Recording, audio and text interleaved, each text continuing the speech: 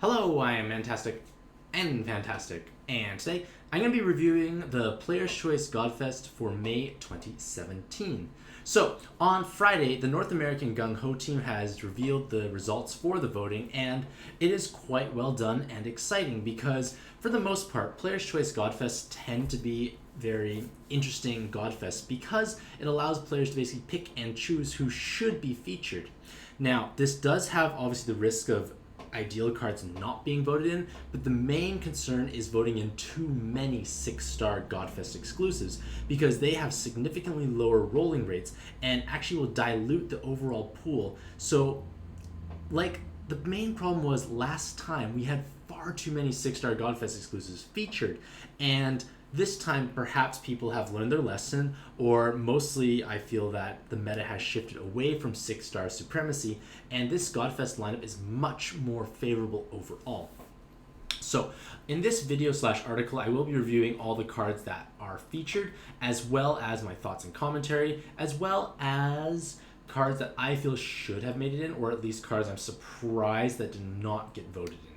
So, here are the results for the May 2017 Player's Choice Godfest. We have Haku, Fujin, Sima Yi, Kushinada Hime, and Diao Chan in the top 5, and then Indra, Dark Kali, Anubis, Loki, Ganesha, Lube, Orochi, Raijin, Andromeda, Isis, Lumiel, Eshamali, Kana, Pandora, Persephone, Ilm, Ra, Akala, DQXQ, and Leyland rounding out the top 25.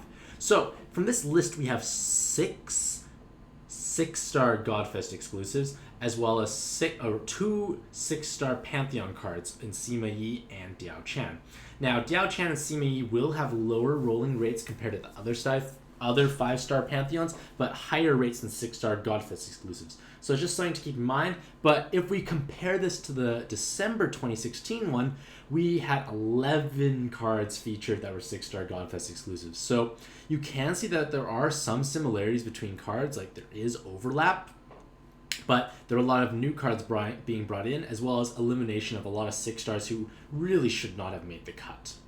So, what I want to discuss right now is how the meta has shifted, because during this December Player's Choice Godfest, the top tier teams were basically like Raw Dragon, Kaede, and then Miru as well. But for the most part, those teams required 6-star Godfest exclusives to succeed. And also Gremlin is also featured. But the main idea is that Raw Dragon only wants 6-star Godfest exclusives. Kaede also just wants duplicates of herself. So it became problematic because the whole Player's Choice Godfest was just bottlenecked with those cards, and it's not necessarily the player's fault, it's just the fact that the meta is so unforgiving at that present time.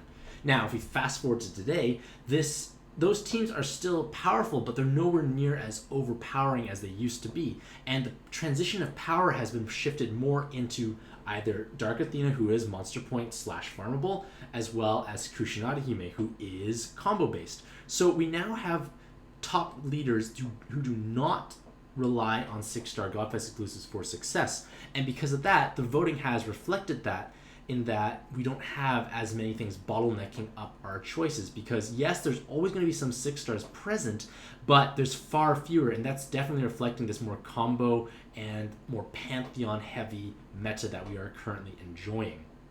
So, like I mentioned already, Dark Athena and Kushinada Hime are the top leaders for North America, and pretty much all their key subs and inherits are featured here, so this is actually a great time to basically round out those teams if you have those leaders.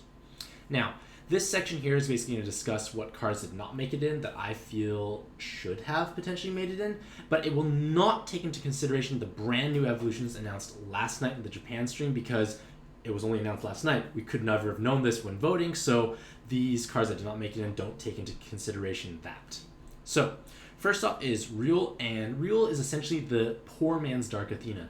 She has a very similar activation requirement in that she needs 2 colors. She is TPA and 7 combo oriented, but she is going to be a little more lackluster by comparison because she has a lower base multiplier. She has only 1 TPA, so you have to hit that 7 combos.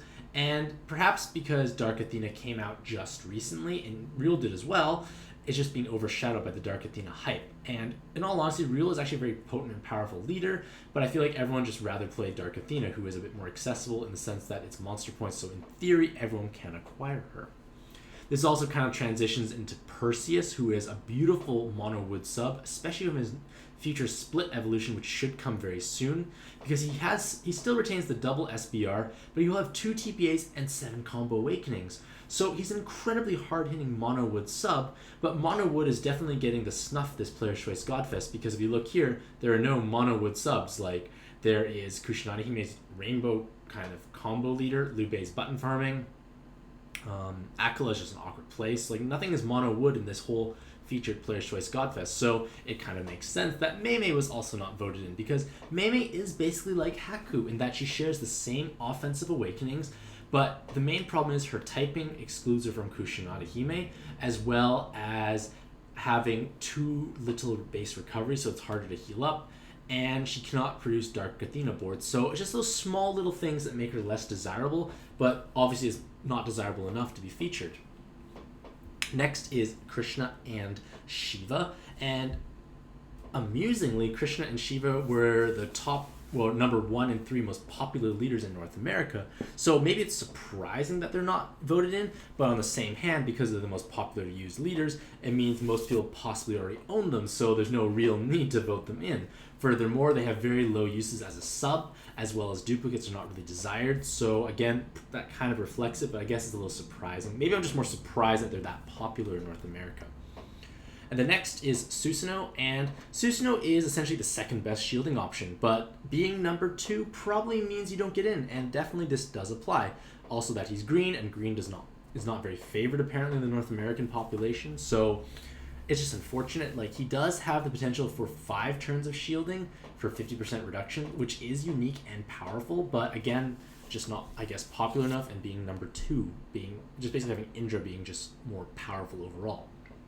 Now, I'm well aware that these are Godfest exclusives, but I am very surprised Ryune did not make it in, because Ryune produces one of the best board changes currently available, because she generates water, dark, and hearts. So that's perfect for Dark Athena teams. That's pretty great for it's pretty fantastic for Kusanagi Hime teams, so the Hakus can deal damage and you can heal. So I'm a little surprised that they were not voted in.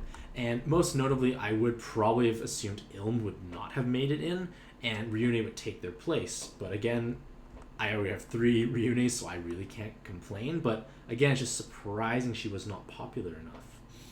Next are the Metatrons, and maybe the reason why Light Metatron was not voted in, because pretty much everyone and their mom has 1 or 2 or 3 or 4, because she's old and 5-star Godfest exclusive.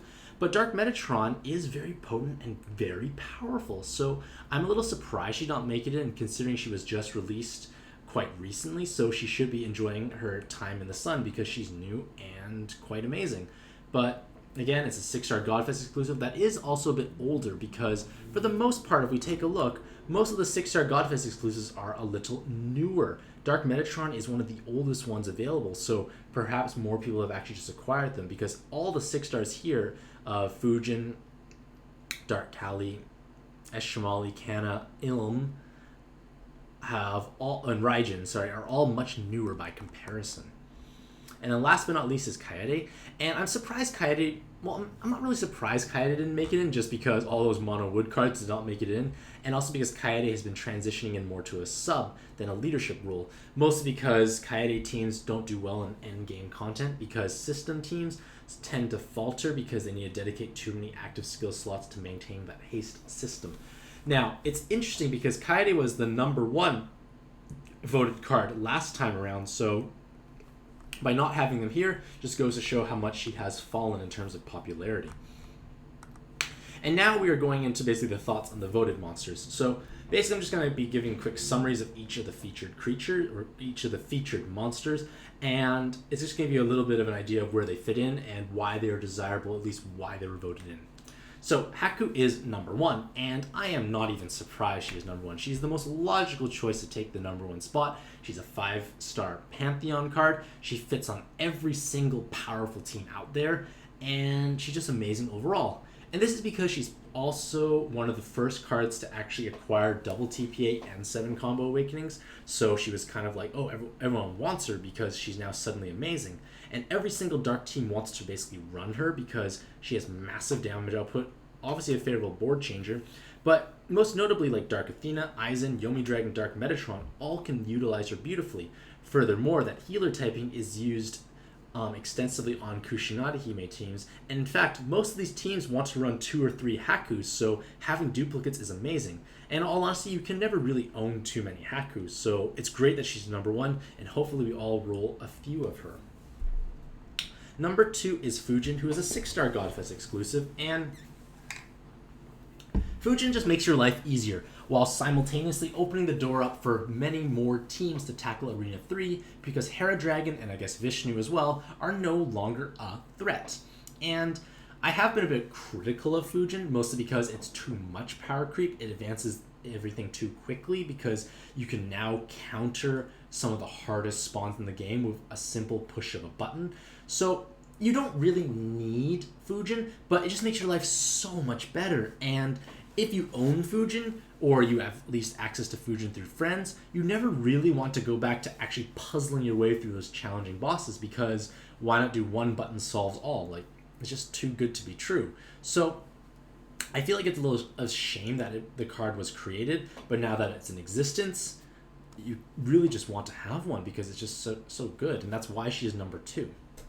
Simi is number 3, and they are a 6-star Pantheon card, but I'm not surprised they made it into Player's Choice Godfest, but what I am surprised is they actually beat out Kushinada Hime, which is number 4. But again, maybe it's because Simi is much newer, so they've had less time to be acquired. They're also a bit rarer than Kushinada Hime, so that probably factors into why more and more people want to have Simi. And Simi is essentially a slightly worse version of Haku. And if you're a slightly worse version of the best card in the game, you're doing pretty well for yourself. Because Simi can generate water and dark orbs, which is critical for Dark Athena teams, while also unlocking them. Now, the orb unlock mechanic is not necessarily super critical at this point in time, but it's helping future-proof them for moving down the road, because unlocking orbs may become more desirable in the future, so by having it now, at least positions them well moving forward. And they also don't have a new evolution, or like they don't have an ultimate or awoken evolution, so they have plenty of room for growth and power. So they're a great card to own because double TPA and 7 combo awakenings. Number 4 is Kushinada Hime, and she's perhaps the queen of Puzzle and Dragons at the moment because her leadership ability is really rivaled by no one else. Like, yes, Dark Athena is powerful, but Kushinada Hime is better overall, I feel. And this is because Kushinada Hime has perfect damage control, she can ramp up much faster than Dark Athena, and she can also utilize Dragon Killers across everyone because everyone's a healer, 7 combo awakenings because you are a combo-based leader, and you can even incorporate Guard Break into your team. So she has all these great and powerful awakenings having beautiful synergy on her team. So this is partially why she is going to be the strongest leader in the game. So right now, Arena 3 is probably the benchmark for evaluating cards and how strong they function in endgame content. And Kushinada Hime is well equipped to basically counter every single one of the spawns with relative ease.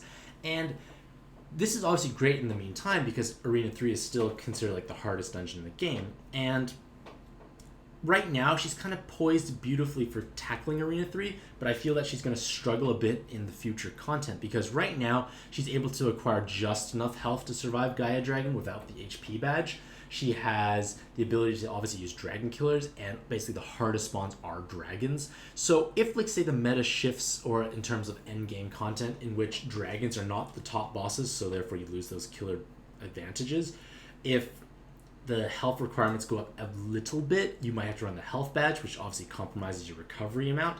So it's just like she's kind of fine balancing herself very well right now. And she's obviously going to be great for a long time to come, but that's just, I guess, maybe a little fine nitpick to just be aware of, that she does have a bit of potential risk for being future-proofed in new content. Despite that sounding critical, she is probably going to be the best leader for North America for quite some time, so if you get her, start investing and learn how to actually combo. Number 5 is Diao Chan, who is also a 6-star Pantheon card, And she comes from the same pantheon as Sima Yi, so this is great because the other three were not that great, so now you only have to focus on the two strong ones. And she may look a little unusual on paper, but she's actually quite powerful and potent overall, because she does have 10% damage reduction against light and dark bosses, and this is invaluable for solo teams because you can now overcome large preemptives or hits without actually compromising your team composition. And this is important because you don't have to bring additional active skills to reduce that incoming damage, so you can save actives and don't bottleneck up your team with too many defensive abilities. And her active skill is a 2-turn cooldown, so it does act as a very strong base for skill inheritance, but that healer god typing is also beneficial. But what I want to stress is that Diao Chan has the most merit on Anubis teams, because double Diao Chans allow you for 100% uptime on his active skills multiplier while providing passively 1 bonus second to orb movement time. So you have more time to make beautiful combos as well as having that active skill clause fulfilled. Furthermore, that 20% damage reduction from light and dark encounters is amazing because you can now tank DQ Hera in Arena 3 with relative ease, because you will basically reduce almost 10,000 damage worth of hit points. So basically 10,000 damage you're reducing, so you can definitely survive in solo mode with that health badge. Furthermore, that healer typing is important because you can use her on Kusanagi Hime teams, which does fulfill the light sub-attribute color, so that way you can use Guard Break more easily, but also that 2-turn base active allows you to inherit something over top of it, and then at least have a time extend boost if you need it later on. Fantastic. Indra is number 6, and simply put, Indra is the best shielding option available in the game. 75% damage reduction for 3 turns is unrivaled, and for the most part you want to leave your Indra in his non-awoken, non-reincarnated forms, because that is where the stronger shield lies. However, his awoken/reincarnated form are much stronger subs, so depending on what you need most, which is most likely a shield inherit, you want to leave Indra non-awoken. Dark Kali, which is a 6-star Godfest exclusive, takes number 7, and Dark Kali is always going to be popular because Raw Dragon is always going to be great. And Dark Kali board is the strongest rainbow board available in the game because you get all 5 colors plus hearts, so you can heal and deal damage all at the same time. So owning multiple Dark Kalis is also desirable because you need 2 for Raw Dragon, and you want to have at least maybe 2 more even for just skill delay protection and stat transfer for the Dark Kalis themselves. Anubis takes number 8, and the one true god, or dog, is finally basking in the glory of being a very strong meta leader, because reincarnated Anubis starts scaling at only 8 combos, because he used to be 9 combos but got a buff to 8, and this is huge because most boards are going to have 7 to 8 combos available, so if you can max combo every single board, you are going to do well because you will most likely then trigger your activation and sweep most content. And this is very important when playing through short and or challenging content with high damage requirements, because you're able to deal massive amounts of damage without really using active skills outside of the ones needed to trigger your leader skill. Now, for the most part, that does include double Diao Chans or a single Super Gunma. And yes, those do occupy sub-slots, but you have so much damage, you have great amounts of recovery, and he does counter a lot of mechanics built in already. So yes, you lose an active skill of Slaughter 2, but it's worthwhile, and Anubis is a very powerful leader at this point in time. Loki is number 9, and Loki has 2 TPAs, 7 combo awakenings, and 2 skillbind resist awakenings. And this makes him the best in slot Dark Athena sub when playing solo mode, because you are able to provide 100% immunity for your team, and it's just a great card to have overall. And while his base active skill may be lackluster, it's not that big of a deal because you are going to be using Loki as your base for carrying your damage enhancement. So his base skill is not that important because you're basically going to inherit a Facet, Carrot, or worst case scenario Muse for your damage augmentation. So Loki will still even be used in co-op mode for Dark Athena because he does have great offensive awakenings and just a powerful card to have overall if you intend to play Dark Athena. Ganesha is number 10, and I am somewhat relieved Ganesha made it in this Player's Choice Godfest because they were excluded the last time because perhaps everyone just assumed they would be voted in, but no one actually did vote for him. But regardless of all that, Ganesha is the only card who will boost your rank experience gains, and this is crucial because you can control when you rank up. Now, every player can benefit from this, but this obviously has greater applications the higher up you are, because that way you can shorten your rank up times, as well as being able to control when you rank up. And that's just invaluable to have as a tool overall, and even if you only use it for experience of lifetimes, it's worth it overall. Number 11 is Liu Bei, and Liu Bei is the most accessible and one of the most powerful co-op farming leaders because Zeus Dios and Tengu are both farmable and key to success, as well as he has also viable leadership pairings such as Green Odin, Perseus, Australis. So there is at least some merit to owning a Liu, like having non-Liu Beis for farming, but owning Liu Bei himself is obviously the best solution. So you do want to have a Liu Bei for glorious button farming. Orochi is number 12, and Orochi is the best delay option available because he provides 4 or 5 turns of delay based on which evolution path you pursue. But if you do pursue his reincarnated form, he has a massive amount of base health, so he acts as a big health stick on many teams, as well as having 4 TPAs. So he's able to deal massive burst damage while being incredibly tanky at the same time. So Orochi is just a great card to have overall, and even duplicates are useful. Raijin is number 13, and Raijin has a Dark Kali style board changer, which also unlocks all orbs. So obviously that Dark Kali style board changer is the best for rainbow teams, but by being light based, you can use her as an inherit on Raw Dragon himself, because that way she at least transfers some stats. Orb unlocking has probably future applications moving forward, and it's just a powerful card to own because it's like Dark Kali. Now, Raijin does have the ability to form a modest team, but I honestly feel that Raijin is being voted in because of that board change ability. Andromeda is number 14, and Andromeda is a staple card on essentially every mono water team because she has a powerful active skill, she has beneficial awakenings, and she has even more flexibility with her future split evolution, which basically enables her to function again on every single mono water team based on what your leadership or leader skill activation requirements are. And for the most part, she is basically miles ahead of Gabriel in all aspects because she just does everything better than him in terms of those double orb changers who make hearts and water orbs.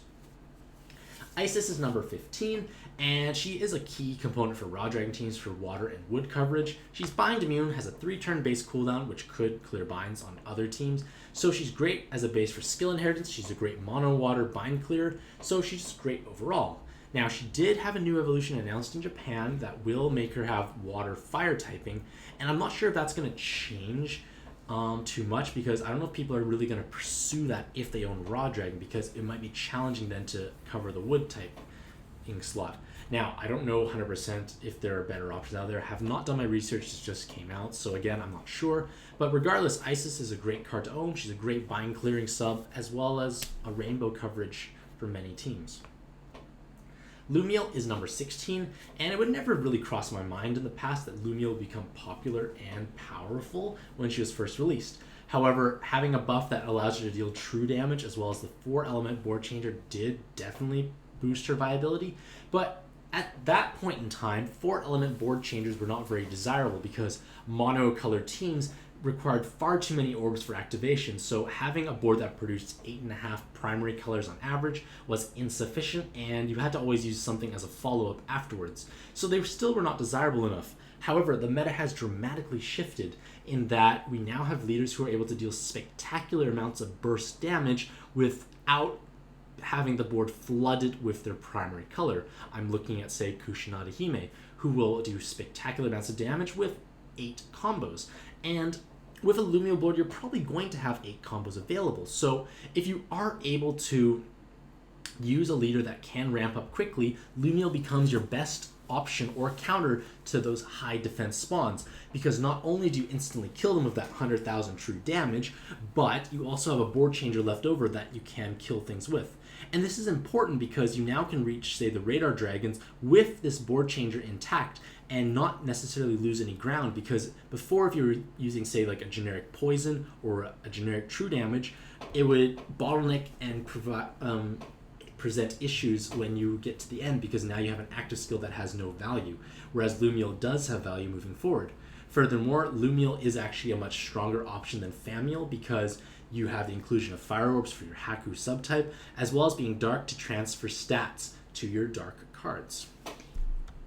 Shamali is number 17, and she's another 6-star Godfest exclusive, and she's always going to be popular, I feel, not because of her massive amounts of enhancements, because she provides 7 orb enhances for dark teams. So passively she adds a massive punch, especially if your team is lacking orb enhances overall. Furthermore, her active skill generates dark orbs from wood, hearts, jammers, poisons, while providing 4 turns of Skyfalls on a short 10-turn cooldown.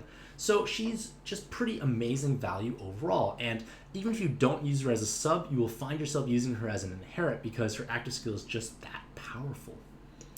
Kanna is number 18, who's another 6-star Godfest exclusive, and she's a staple Raw Dragon sub because of her 4 TPAs, and she is going to be basically the hardest hitting TPA card available outside of those with 7 combo awakenings. And this is because she just able to pack a tremendous punch with minimal combos. So mirror teams mirror teams in general would like to use Kanna for that TPA prowess because you can squeeze in more combos. But it's going to be hard to replace Kanna because she's bind immune, and even though she does have a lackluster base active skill, she tends to be the card that carries your burst damage inherit anyways, so the base active is not as important at that point in time. Pandora is number 19, and Pandora received a new but underwhelming evolution that really did not propel her viability as a leader. Her multiplier is still far too low for endgame content, and she just falls behind overall. So she really just gained a time extent and better stats. So this may seem a little saddening, but a lot of people may be using Pandora on their various mono dark teams because she now regains her god typing. She has double time extent, so you may find merit on Dark Athena teams if you have lots of TPA subs already and you're okay with having one card a little less if you want that time extend. But it's her active skill that's her main selling point because she generates dark orbs from wood, so it doesn't compete with any of the Dark Athena orbs, while producing hard orbs from light. So you are able to heal and deal damage at the same time. However, outside of Dark Athena teams, Akachi tends to be the superior choice from an active skill perspective because he enhances the dark orbs, which allows you to deal much more damage by comparison. Persephone is number 20, and basically following the trend of like dark cards being the current meta, Persephone obviously follows suit because Persephone may lack that 7 combo awakening, but she has dual TPA, 1000 weighted stats, and a very powerful active skill. So she is going to find a place on almost all mono dark teams because she just provides a great all-around damage stick as well as beneficial active skill while having a large chunk of recovery, which is essential for certain teams when you're struggling to heal up. So she is obviously a little less potent than Haku because of no 7 combo awakening, but again, very powerful nevertheless, and it may have merits to run on your team if you want to have those dark Skyfalls available. Ilm is number 21, and I'm honestly surprised Ilm made it in. Maybe it's for all the Ilmanas people pulled for the Heroine Rare Machine, or maybe for Kenshin's. But I feel like the Fire Light teams are just not as solidified by comparison to at least the Dark teams. But again, maybe a lot of people do have great subs to utilize the Ilm teams, and maybe that's why they were voted in. Furthermore, Leyland also made it in, so I guess there is a lot of demand. Ra is number 22, and Ra used to be the best / only card available you could use for true damage buttoning, and to this day, he still remains one of the better subs for button farming because he has 2 skill boosts and a shorter base active skill than most other cards. However, you don't really need that overall because we now have access to plenty of skill boost monsters, so your partner should be bringing enough skill boosts, and you can just easily acquire raw Tomadras for your buttons. So you can have a full farmable team of buttons and a full team of farmable Tengus for skill boosts. So you don't actually need raw anymore at this point in time. So I'm a little surprised they managed to make it in still because the need for buttons are lowered because Famiel and Lumiel are gaining relevance because of leaders that can capitalize on their 4 elemental board changer, as well as even having inheritable farmable cards to act as your true damage / poison counter to pre-draws. So again, I feel like Raw is kind of really losing pace, and I'm a little surprised he honestly made it in. And if he makes it into the next Player's Choice Godfest, barring any upgrades, I'd be very amazed and a little disappointed. Akala is number 23, and Akala is one of the most desired cards last Player's Choice Godfest, but now she's only number 23. But this is partially because Akala is vulnerable to binds, she does have issues overcoming combo shields, as well as having very little sub value.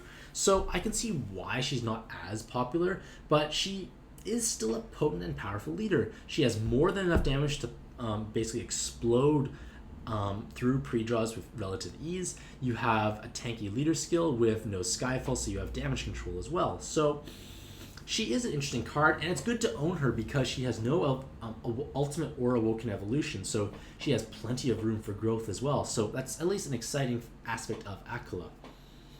DQXQ is number 24, and DQXQ still is relevant despite Miru kind of falling out of the meta. Just because Miru is falling out of the meta does not mean that Miru cannot still clear Arena 3, and DQXQ is one of the better subs for Miru, so that's probably why she's still voted in. Furthermore, DQXQ is actually quite a powerful leader for starting players, as well as even forming a very potent glass cannon for future evolution, which is coming soon. So DQXQ is still a great all-around card, and she is just potent on mono light teams overall. And then last but not least is Leyland, and I'm honestly quite surprised Leyland made it in, especially considering Mei was excluded, because like I said, I feel that fire light teams are not as potent or as powerful as at least wood TPA teams, but I guess the consensus overall is that the fire light teams are a bit more popular overall. So Leyland does definitely fit that ticket because she has great stats, she has a powerful active skill, and even though her awakenings are a little counterintuitive as she has both Rose and 7 combo awakenings, you still can have both of them be achieved when you either have a desirable board or you use intelligent orb / board changers.